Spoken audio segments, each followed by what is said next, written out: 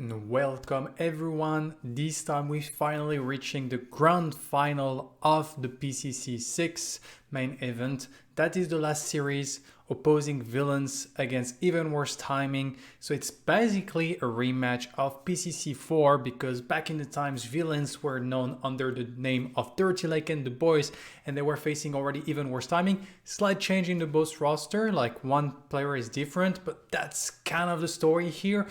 And last time, even worse timing, like 3-0, Dirty Lake and the Boys very harshly. So we're gonna see if that's gonna be any different in this best of 5 series. Even worse timing versus villain battling out for a cash prize of $2,000 for the winner and $1,000 for the second place.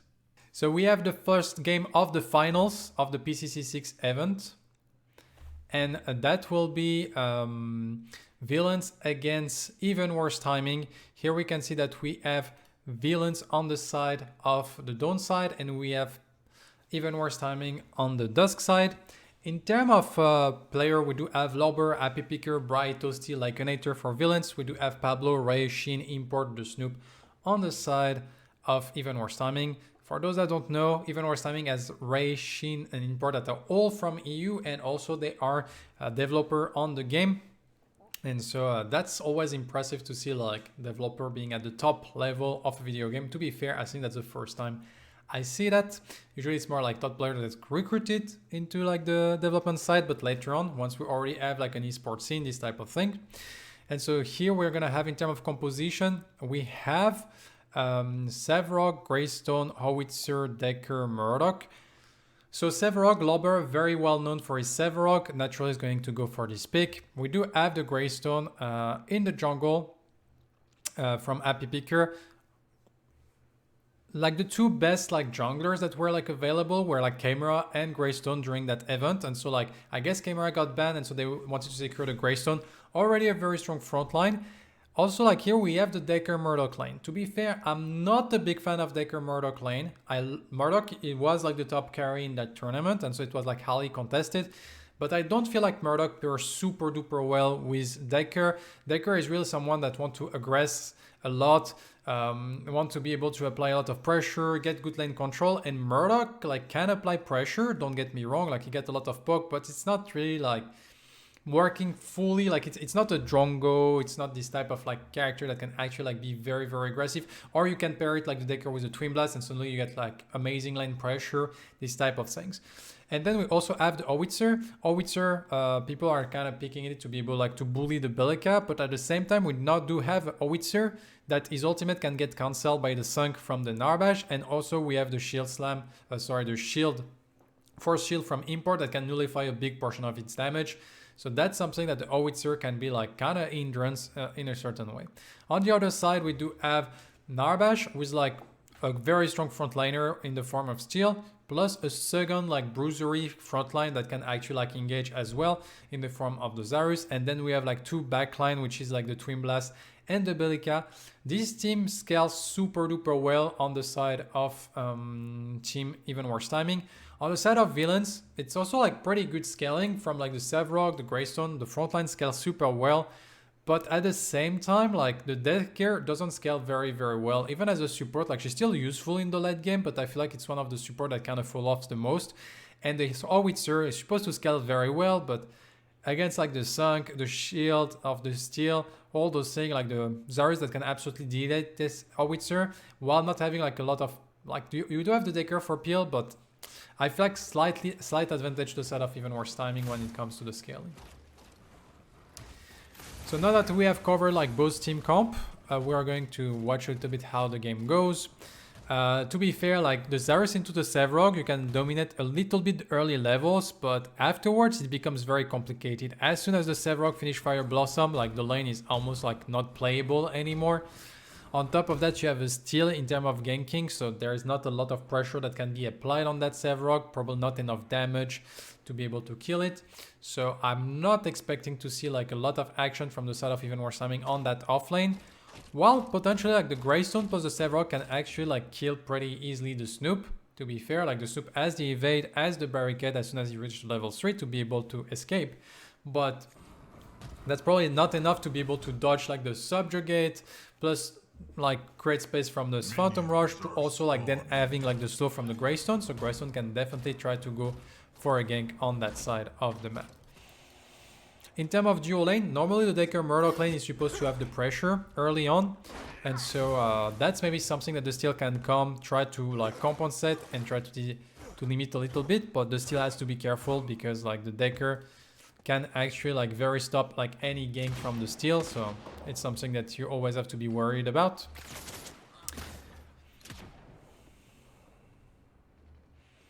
And so here you can see Toasty trying to poke a little bit, Pablo and Ray dodging like the Thunk.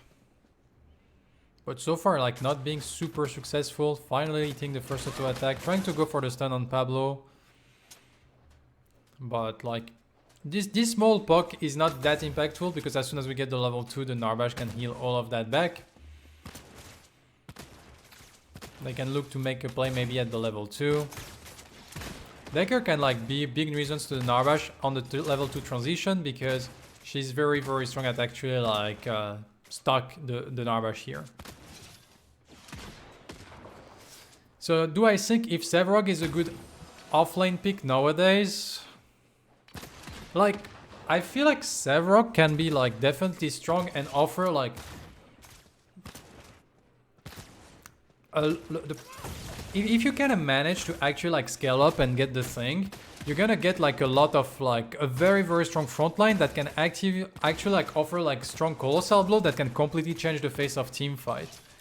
So I think like in that regard like Sevarog is still like always this subjugate threat and is always like this colossal blow threat, and in terms of CC it's actually like pretty insane while also creating a lot of space for your team.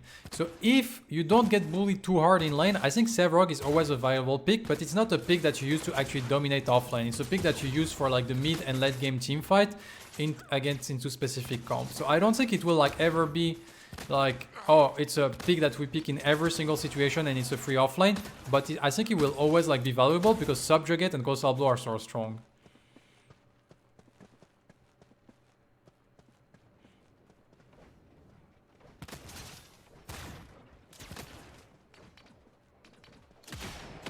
What do you mean by minus 20 tenacity not increasing CC duration on default value? Like, when did they change that? Because I never seen that in any patch.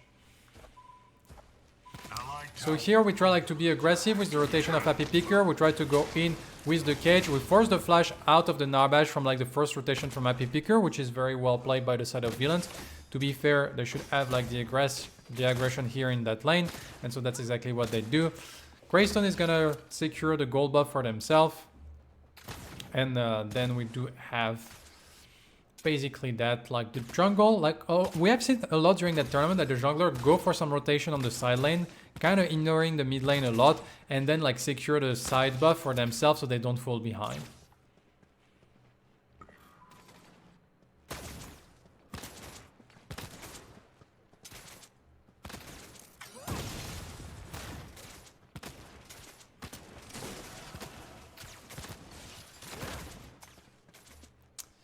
And so here, like, we're trying to be a little bit aggressive, trying to keep like those range minion out of the tower range. So maybe they get like a little freeze. Toasty and Lekinator want to go for a reset after crashing the wave.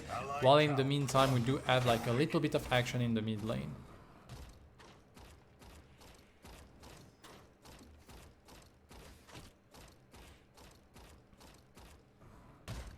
Like, I still believe that despite like all those changes, like I said, I think Sevarog, like in certain time, that's one of the, it's a very strong diver, a very strong front line, and of course you're not like this red boss that you used to be, and I think that's a good thing, but I still think like he's a pretty good option. And especially when teams will start, like I see so many teams, like for instance like villains, sometimes they were playing like the Sevarog with the Rictor, and they don't wait for this subjugate into hooks. Like there is like still so much that people don't do in chain CC, and I think like Sevarog is actually like very strong in chain CC.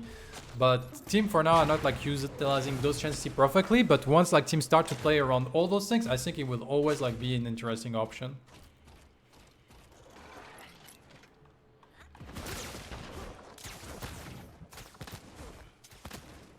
Like, In a sense, like Sevrok kind of remind me like just the same thing that Lee Sin does in League of Legends, and Lee Sin was like a priority pick for so long because just the fact that you can like flash in Colossal Bow people that can just win a team fight by itself is just like so strong basically.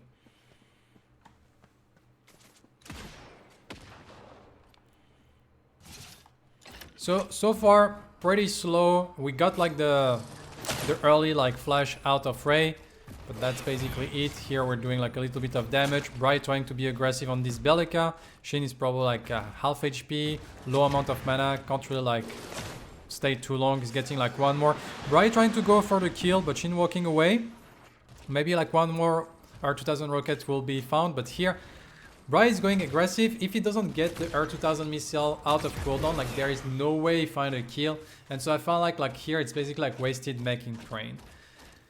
True, like you put Shin at like low HP, and so you're like, oh, that was almost a kill. But in all reality, what you did is like you put Shin to go back to base while Shin was already going back to base in that situation. So basically you expanded your ultimate to not gain anything.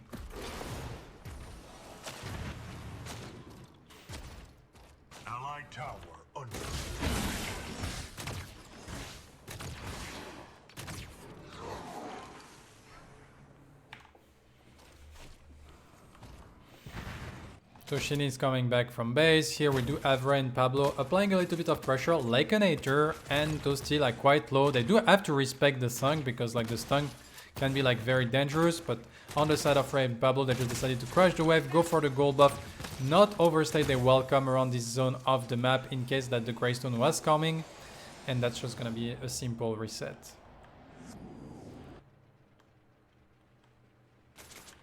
So what do we have in terms of CS? We're pretty even here, both team farming quite well. We got the Fire Blossom not finished yet from Lobber, but at the same time, like he's a pretty tanky target. The poke from the Spear of Nier is like just tickling, and you can't like go for a long exchange with the Zarus because like the Brimstone is still like a lot of damage. While on the side of Zarus, we do have Temporal Reaper plus Bloodletter, so we're working towards this Mutilator.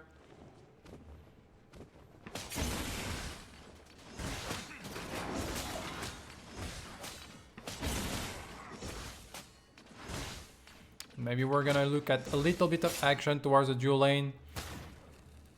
We do have Toasty with the level 6 now, Lakenator level 6 as well. We do have the Greystone arriving on the side of Happy Picker. We do miss the stun, so we just like dash away. We get the cage for Ray, trying to deal a lot of damage. We got the Iron Strike, Ray's 1 HP, and in the end, that's a kill secured. We do get Pablo using the Ventila, trying to deal as much damage as he can. Import going in with the Shield Slam, like in my opinion, that's very weird because there is no kill potential on that Greystone, and now this Shield Slam is on cooldown, and you lose like 70% of your health. Here, in my opinion, the only thing you do have is just simply like they got a good kill on Ray and you have nothing else to find, and you should be using your ultimate to try to find like something else on the map. And here you can see like Toasty being in reasons like putting import kind of low. Import is forced back to base, and so this Shield Slam counter engage when Pablo doesn't have Ventilate. There is nothing to be found in terms of damage. Ray is dead. It's just like wasting an ultimate in my opinion. So here just like accept that they did a good play on the side of villains. They killed Ray, and you just like keep your Shield Slam up to maybe like find a pick somewhere else on the map in the next 2 minutes instead of like expanding the cooldown and losing more HP than you inflict to the enemy team.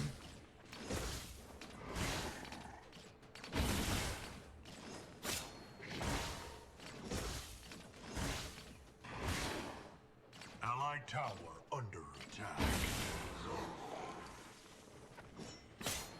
So here we have import hovering around Bry in the mid lane. We do have Shin coming as well, but we see like Bry is like respecting that very well. Maybe gonna try to check. We got the Void Bomb, Happy Picker arriving. We do miss the Bull Rush. We do secure the Shield Bash, but it's not enough, and here we're gonna disengage. And so in the end, like Shin took a lot of damage. We got the Meki Train out of Bry, so it's not horrible, but at the same time now Shin needs to be very, very careful about his positioning. And in the meantime here we had a little bit of engagement between Snoop and Lobber. We're gonna rewind to watch that engagement between the two players. So I'm a bit curious to see like what happened for both of them to be that low. The Snoop doesn't have a lot of mana here. So he stopped like the wave from going on the tower. He wants to stop Lobber to be able to crush the wave. But at the same time he has like very low amount of mana. Lobber taking like a tower shot, finally crashing the wave. Probably gonna try like to dive like the Snoop if he has the Colossal Blow. And we go for the Colossal Blow. And unfortunately like the Snoop managed to flash away. We do miss the long arm of the low. We do miss the Nest ability. Like Lobber is looking for that. He's trying to advance. We got like the spear. They're both very low. Trying to zone as much as he can. But like Import is coming back. And so Lobber is just gonna sacrifice and die on the tower. He gets his bounce back, but Import is here to clear and push the wave, so like this bounce back doesn't like deny too much farm from like the side of the Zarus. To be fair, like I like the dive, but then like it's a little bit too much. You get the crash. I know you're trying to zone the Zarus away, but as soon as long arm of the low is missed, as soon as the siphon is missed, like just go for the reset and it's gonna be like kind of fine. But at the same time, they do see Import on the other side of the map, and so like Villains immediately make a play for getting the Fengtus. We do get the rotation from the Snoop. Going for the Coliseum, we do get like a pickup. We force the flash out of like an Aether. And so Happy Picker is dead, and that's some stack for the Zarus. But at the same time, that's some farm that the Zarus is not gaining. And they only get like one pick for the Fengtus. So for me, it's completely worth it for the side of Villains. Unfortunately, we do have Bride that kind of overstay, it seems.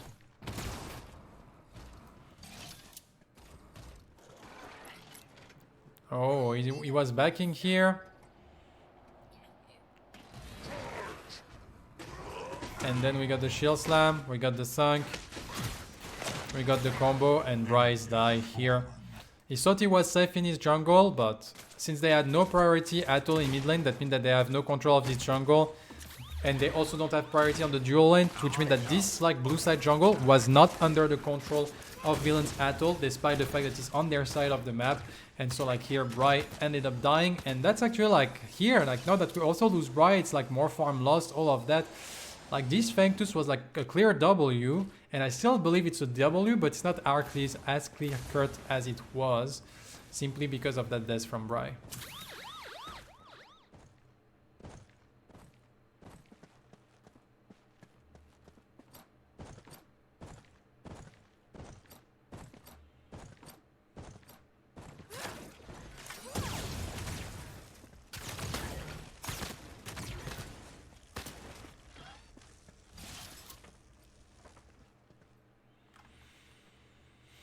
So we do have Toasty that is ready to get his crest, and so like he's gonna like level up it pretty soon, probably going for the Riftwalker.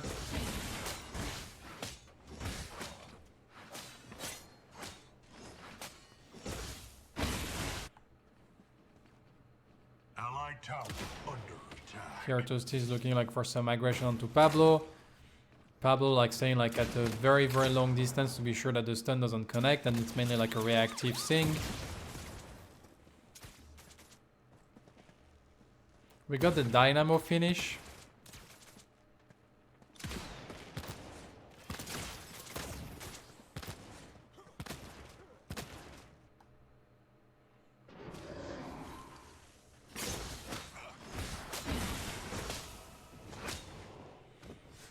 So Happy Picker in the blue side, Import on the red side. Import maybe looking at Lobber, but the Snoop is very low on mana. So here we can see like Import is coming. And that's something that we see Import doing a lot. And that's something that they do understand is like he's helping to crush the wave as fast as he can. And he show presence. Like the idea is not really like to kill Lobber, because they can't kill Lobber. Lobber is too big, he has too many HP, and the Snoop doesn't have enough mana for that. So it's just like showing presence to help with the crush of the wave, and maybe offering like a little bit like of breathing room. And here we can see he's coming from behind, going for the Shield Slam onto the Howitzer. He's forcing like the Meki train, and then we got a very good landmine by Bry while Shin was looking for the Seismic Assault. So in the end, they're just like trading like some ultimate for each other, but like this howitzer is pretty fine. In the meantime, we have like a little bit of push going on into the dual lane, trying to crash this tower, and Lover getting the kill into the offlane, so we're gonna watch that, of course.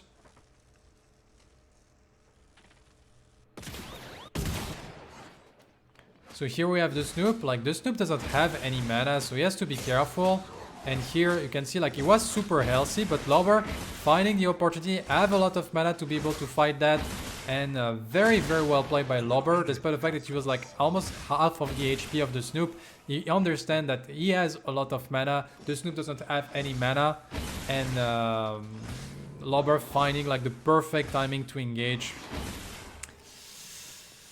And the Snoop saying he was 1 mana off spear here. I wonder if like the spear would have killed though. Probably not after the siphon. But yeah, it was very good. And so now we do have Happy Picker. That's thanks to the Lobber creating this whole pressure on the offlane. That's opened up the map to go this mini prime. And so now we do have the mini prime for Happy Picker. And that's a very good timing to get the mini prime, because now we're gonna have this mini prime for when the Fang Tooth respawn in 1 minute or so. And so that should be like a very, very good like momentum to carry on for the side of villains, because having the mini prime on your jungler on the second Fang Tooth makes you like very, very, very strong. Like this Greystone can probably like just like jump into the backline and like zone a lot of people, deal a lot of damage, and it should be fine thanks to that mini prime. And so I do expect villains to be ready for the next Fang Tooth and try like to just like get it and just like dominate that team fight. The thing that you have to be careful though is like the Twin Blast and the Bellica starting to get like a lot more damage, so people can disappear. And also like this Narbash being able to sustain for a very long period of time can actually like be an issue. On top of that, they have very strong engage with this steel. And so like this 4-man comp on the side of Even Worse Timing is still like very, very scary. Very strong front line, supported by the heal from the Narbash, plus 2 like good DPS behind. It's something that you have to be very, very careful about. On the same time, we try like to keep bullying the Snoop on the other side of the map. As we can see, Lobber actually forcing the Snoop to be very low on HP. And here the problem is like actually Happy Picker like get picked up for... Like I was talking about like how important this mini prime is to force like this team fight, but here like I turned my attention a little bit for a second and suddenly Happy Picker is dead. Like what happened there? Oh, Happy Picker not respecting the enemy team at all. 2 people in the mid lane, Laconator in the dual lane. Happy Picker is alone in this jungle with like 3-person, 4-person missing, and he just like doesn't care. And yeah, you're strong, but you're not like insanely off. And so here we lose the mini prime. That was like the moment to just like, they even used like Lobber rotation. So here Happy Picker just had to chill a little bit and it would have been fine. Like there is no reason for him to walk there. Like here there is absolutely no reason for him to walk there. He has 2 people in mid lane getting the mid prio. Laconator is taking care of a wave. Lobber is rotating. You just have to wait for Lobber arriving, and this team fight is 100% for the side of villains. But here, Happy Picker completely out of position with this mini prime, kind of stopping like all this aggression and offering the Fang Tooth for the enemy team. That's a horrible mistake to do in a final. Thank you, ZRG Ignite, for the follow. Welcome, welcome. And so here, like that was the moment that villains was supposed to keep like their momentum up. Probably like we would have seen like a contest from the side of like Even Worse Timing, but having like this window with Lobber being here before the Snoop, that could have even resulted in like maybe a couple kills for the side of villains, and suddenly you use this mini prime to either get the tier 1 tower in dual lane or tier 1 tower in mid lane, and that would have been like a huge swing of gold and of experience, and that would have put villains in a driving seat. But here, that's why like it's super important that your positioning needs to be important and that you're in sync with the rest of your team. And if you are not, this type of things happen, and whole like the early work that has been done has been like now completely nullified. And like I said, I prefer the composition of Even Worse Timing when it comes to scaling. So like actually like dropping the ball at that moment in the game is actually a very big deal.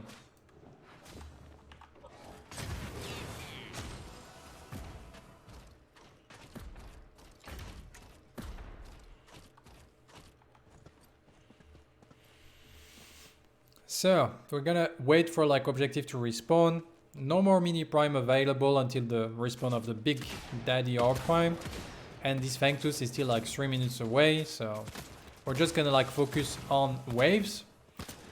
Here we can see like a little bit of pressure. Once again, import showing up, pressuring a little bit the wave, offering like some rotation from the Snoop. But nobody is really stepping into enemy's territory, so there is like not much to be found.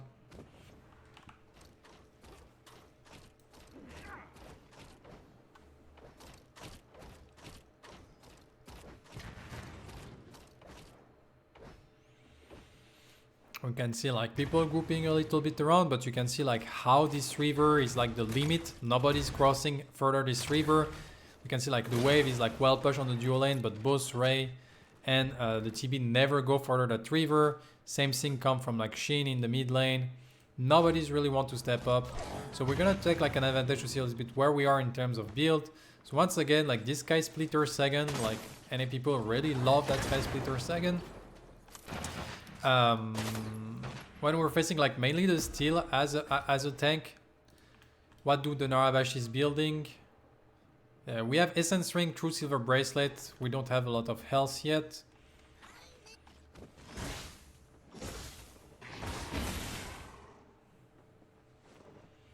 And here we're working towards getting the Tented Guard on the side of import. Already 2 item finish for the Snoop. Be able to delete this Howitzer when you rotate for teamfight, or this Murdoch with the Mutilator plus the augmentation. We do have Sanctification plus True Silver Bracelet to get like a little bit of CC immunity on the side of the Narabash for the Crash Bang Boom, trying to be kind of good, protecting him from the Decker Stun, and also like the Colossal Blow or the Landmine from the Howitzer. But here basically like it's farming time, nobody's walking forward. You can see here Import and Ray like waiting for Bright to step up, but Bright doesn't step up, so they're going back to the dual lane.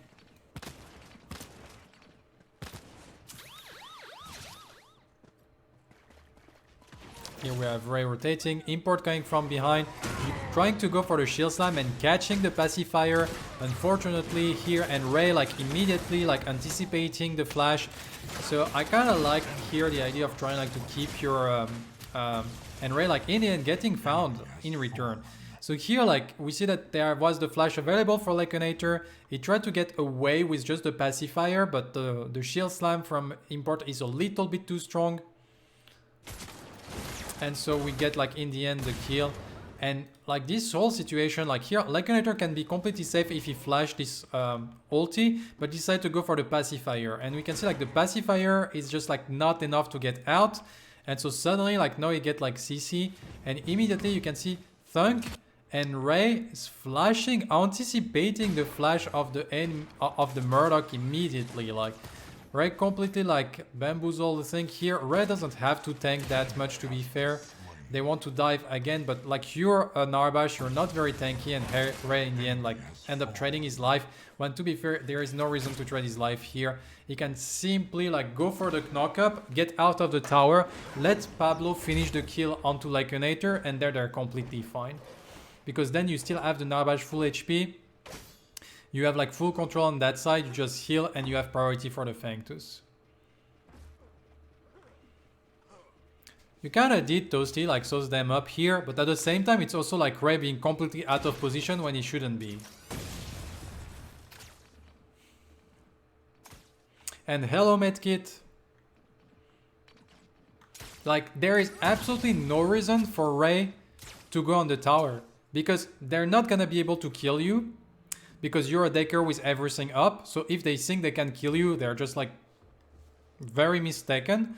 And to kill Leconator that doesn't have Pacifier, doesn't have Flash, you just can't trust your carry on the Twin Blast to finish the kill. So there is absolutely no reason to go on the tower here for Ray.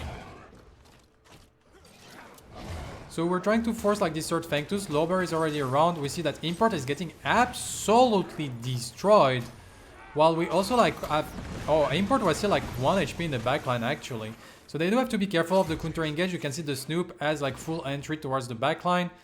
But in the end, we do pick Import quite cleanly. And then Toasty get toasted by Pablo, it seems. Like, we're gonna watch again like this team fight afterwards, but I feel like it started very well for the side of villains, and suddenly like everything is kind of going badly. We got the Coliseum catching like all three of them on the disengage. They're gonna get the kill on the Snoop, but that means that's gonna be like the cleanup on everyone. And that's a 4-4-2 trade at the end of the moment. And so yeah, like Toasty is saying, it was going so well until it wasn't. And I kind of wonder what happened there, so we're going to go back and look at that team fight in detail. So, in terms of positioning, we're like trying to get like control around this place. So I think I've gone like a little bit too far back, so we're gonna accelerate a little bit. Allied tower under attack. And so here we can see that villains is grouping up around that pit. The Snoop is kind of late. And here we have like almost all 5 people. Like here we have 4 people against 3 people. Bellica and Brian arriving, and the Snoop is even like further behind. So they kind of have like a numerical advantage for the next 20 seconds. And so here we have import coming from the side. And they kind of turn on import here. While like only Ray is here to help. Pablo is a little bit far away. Shin is arriving. The Snoop is nowhere to be found. So that's a 5v4 situation. They get the stun. They get like chain CC on import. And import like almost like dying. Laconator like going very fast. He flash shield slam away, forcing like Bright to go into like the Meki train. A little bit offensive. I do feel like the Meki train here. You don't want to expend your defensive cooldown for like that situation. So we do get like the kill. We're turning then in that situation, but they do have to be careful because now they're kind of split up. I kind of like the idea of going like aggressively in that direction, but Laconator is too far away to follow. Toasty has to recover. And so here, these, like the Snoop and Ray are quite dangerous. And so like we have an opportunity to go to their backline, but Bright can never like step up. Laconator can step up. And so here they decided to disengage. The problem is like because of that disengage, Toasty was like stuck between this wall. He probably should have gone like around, but like the idea was like to chase Pablo and Shin, and then a nice seismic assault, good combo. Toasty is dead, and here Happy Picker like overstaying a little bit. Have to understand that the team fight is gone. And then they got chased. The Snoop using the flash, finding a good Coliseum onto 3 people. The kill on import is very good, but I think like here, after we get the kill on import, we should not expand the Meki train to get it, I think. And then we should like kind of regroup ourselves and wait for the CD before we re-engage, because we use every single CD to get the kill on import. And then like the enemy team like wasn't there, so they didn't spend any CC, well, or any CD overall. And so like here, even if you fight this 5v4 because you kill import, well, it's a 5v4 when the enemy team have all their abilities while you have probably like close to none on the side of villains. So here the kill on import is nice. After you get the kill out of import, I guess we have to regroup for like 5-10 seconds, repositioning everyone, and then they kind of can go for like the fight again. But here villains trying to go a little bit too fast and getting punished for it, and it ended up like dropping the second Fangtus. And so we can see overall, like I feel like villains had the better situation to get the Fangtus number 2 and number 3, but the 2 times, the first time was Happy Picker out of position, and here it was them like going a little bit too aggressive instead of like playing that slightly slower, and they ended up dropping the 2 Fangtus that in my opinion they had the advantage to get. It's just the person that is targeted Ignite when the Zarus uses Coliseum to do some damage.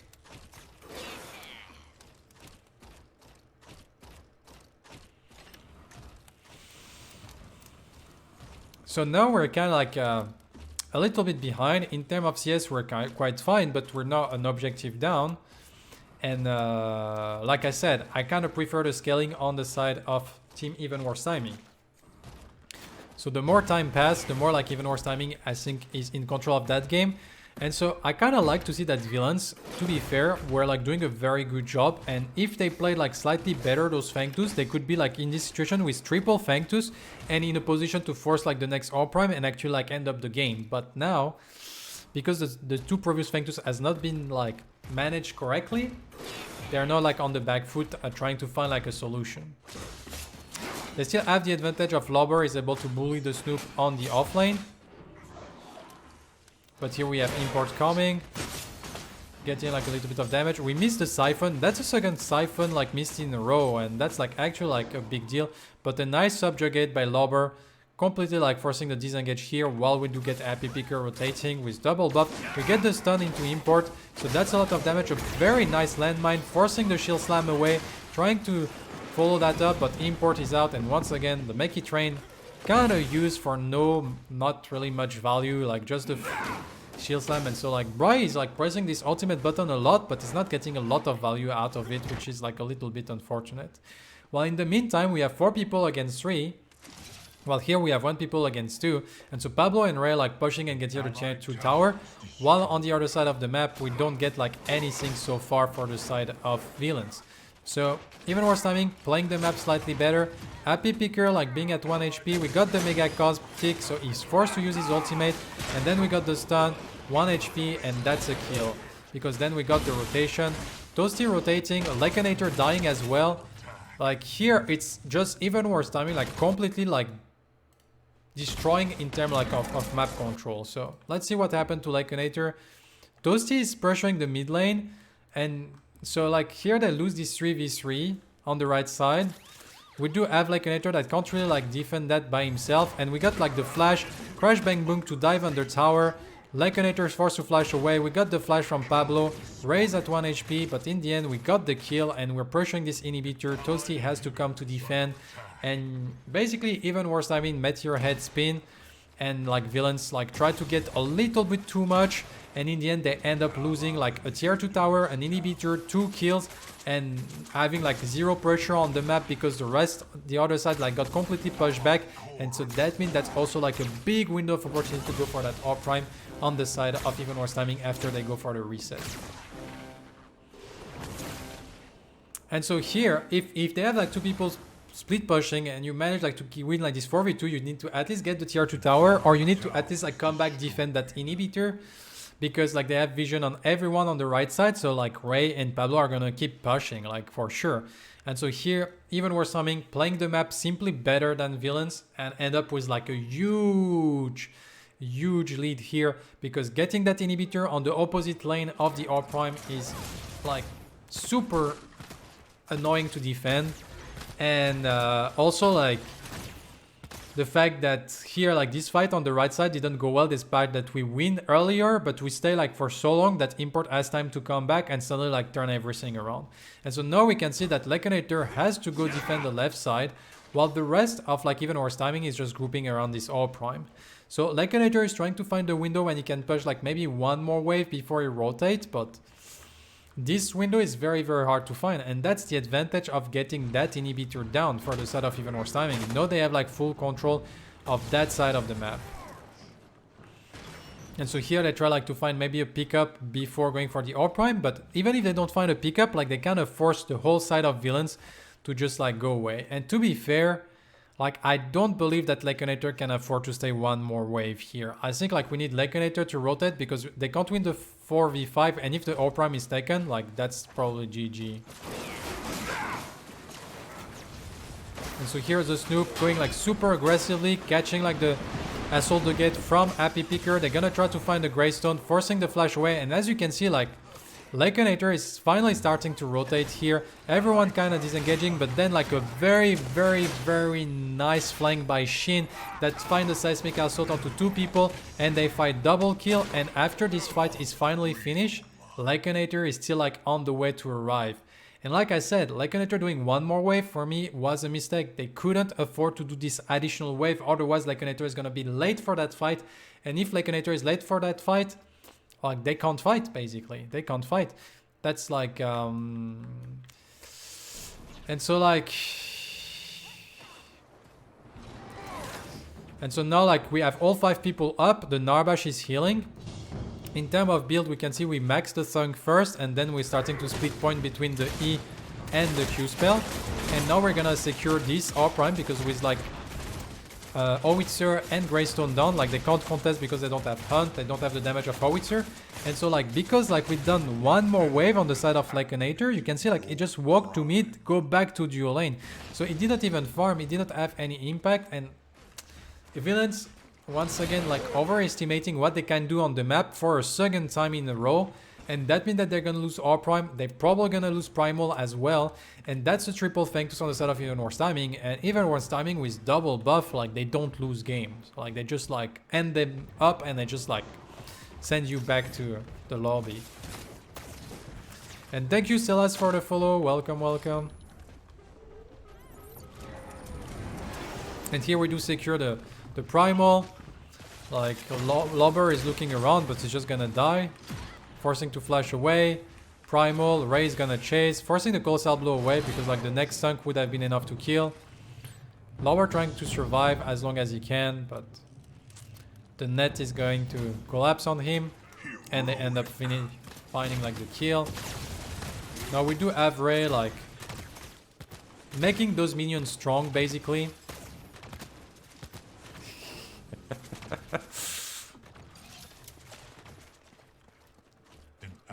And so like yeah, here we're pushing like 2 waves. This inhibitor is still already down, so they're trying like Toasty trying to find a wombo combo, doing a lot of damage, like finding Shin, so that's a very good pickup, but at the cost of already like 1 person. Happy Picker is being very low, so at the cost of a second person. Lycanator is collapsing as well, and so we get like 3 pick. 1 is gonna respawn. Bry is trying like to survive here at 1 HP, but we get the Sunk, very well played, and that's like everyone down for 7 seconds, and that's gonna be enough for Even Worse Timing to actually finish that game. And so Even Worse Timing 1-0 up in this grand final. That was a best of 5. And to be fair, like for me, villains were actually like doing a good job. Like they dominate, they kind of kept even in terms of CS, in terms of kills. They got the first Fengtus. They got like a good mini prime. They should have gotten the second Fengtus. And then they were also like in a good position to get the third Fengtus. It's just that, in my opinion, like they didn't play well the 2 Fengtus that they got like the advantage on. And that ended up like giving the Fengtus to the side of Even Worse Timing, letting Even Worse Timing play better. And then 2 times in a row, we see villains overestimating what they can do on the map. The first time like ended up with them losing like a tier 2 tower, an inhibitor and 2 kills, which is a huge swing before the R Prime. And then on the R Prime defense, which is the last moment you actually have a chance to like stop Even Worse Timing to getting away with the game. We see that once again they overestimate what they can get with Lycanator pushing an additional wave, and then they just get engaged on with Lycanator never gonna reach the team fight, and that's just GG at that point.